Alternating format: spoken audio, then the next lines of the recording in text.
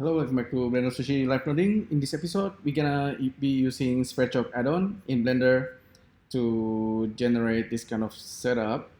It's actually pretty basic, but it's a nice exercise. The idea is based on this setup by Stan.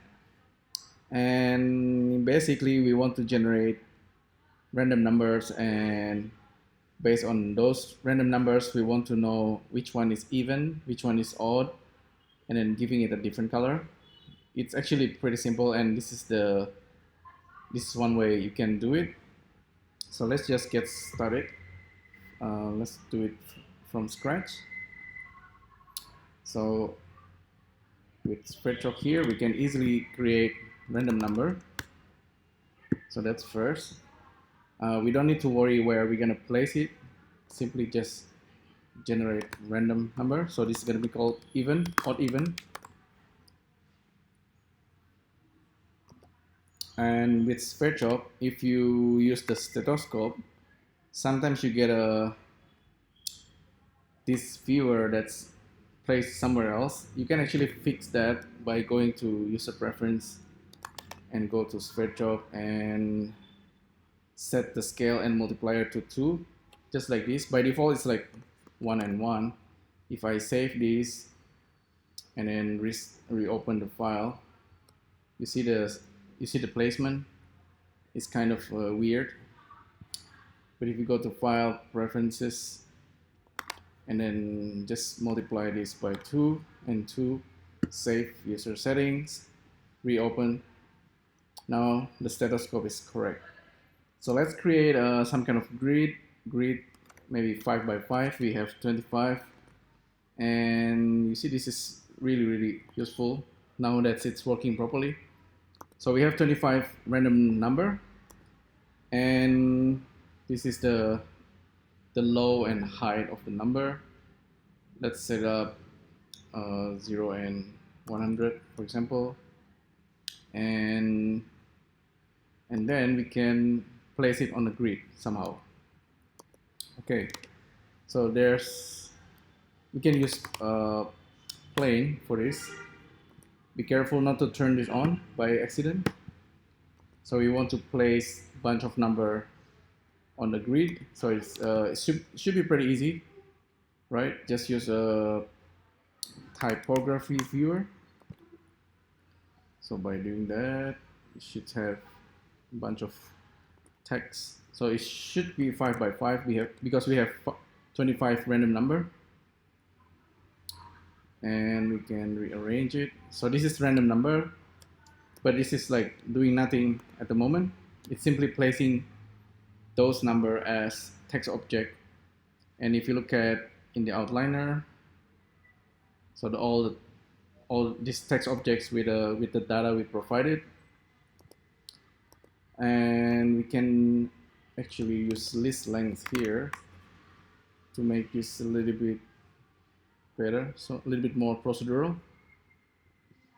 Okay, so we can have like 50 numbers randomized. We can randomize the seed. The number can be between 1 and 100. If I'm not wrong, we actually can weight the number somehow.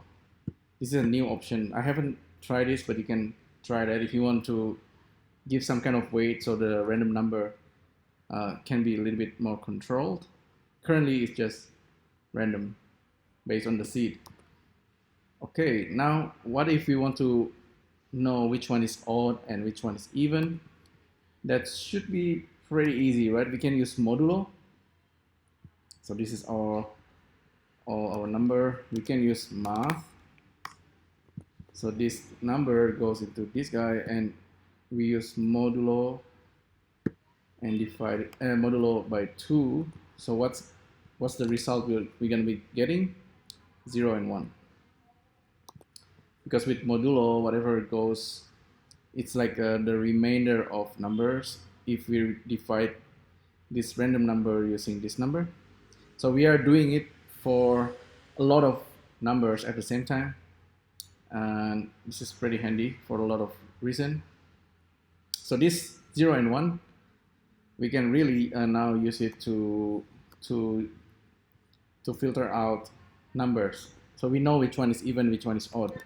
So we can use list map, list mask. So this one is really handy. So the data, the data that goes in, we can mask it using the modulo, the result, and the data should be coming from this random number. So, and this guy, now we need to also separate the grid. So if I'm not wrong, let's check this out just in case. So data if true, let's see if we are getting the correct result. So it's not correct yet. Fix the level. Okay, now this is the odd number and we have even number. So this is correct. And we also need to do it this again. So this is the mask and the data should be coming from the plane. This is for the placement of the numbers. So we need 2 of these, and the resulting name should be alpha and epsilon, and we can use a material. Let's just create our own material. So data if true and data if false. This is really pretty handy. Okay, something like that. This should be called red. This should be called blue.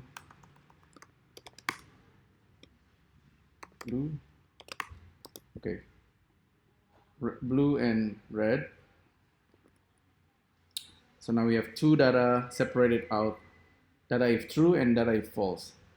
Seems like Blender is thinking. This might be crashing. Let's just reopen another Blender really quick. So file, open, files, save as.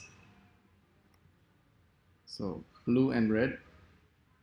So data if true, oops, it's actually seems to be frozen once again. Wonder why causing this. Very strange. Maybe there's a bug or something. Let's terminate that. Maybe I have to turn this off.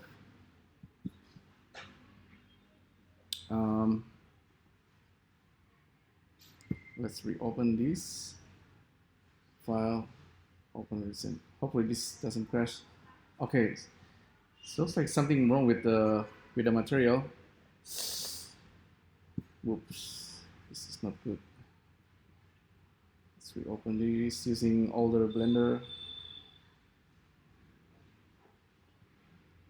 File, open, switch this to cycles. Okay, it's not doing.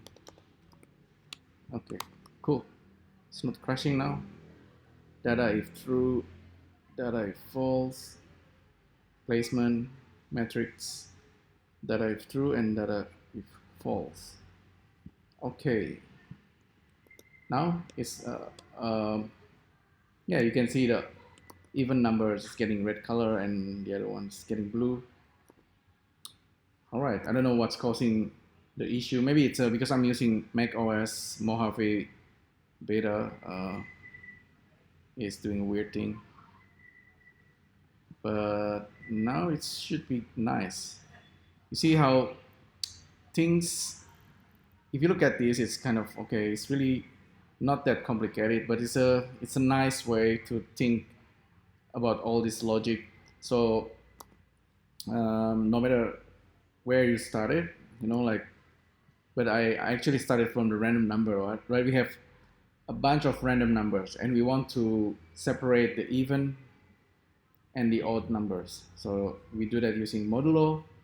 So, and then it's become the map for our data, and our data, of course, is this a random number, bunch of random numbers, and the placement is going to be the grid. And you can do anything. It's not just, you can color it, not just coloring, you can also do the like if you want to push out the number, let's say the one that's with odd number, you want to push it up, you can easily do that. Yeah, see, that's the odd number. Yeah, not just even an odd number. Sometimes if you have like a random number, for example, you can map it even in a more complicated ways. Like if you want to separate into a different level, you can use a different kind of expression. Like instead of modulo, you can use a different logic. Like if it's smaller than, things like that. And the results will be true or false, of course. Yeah, just an idea. It's pretty basic, but I'm pretty sure it's gonna be useful for you if you're new to Nodes, new to Blender, and you're gonna be dealing with a lot of math and logic. This is really handy. All right, hopefully you enjoy this. Thanks to Stan for this example. I don't know why it's crashing, but when I switch to cycle, it's okay.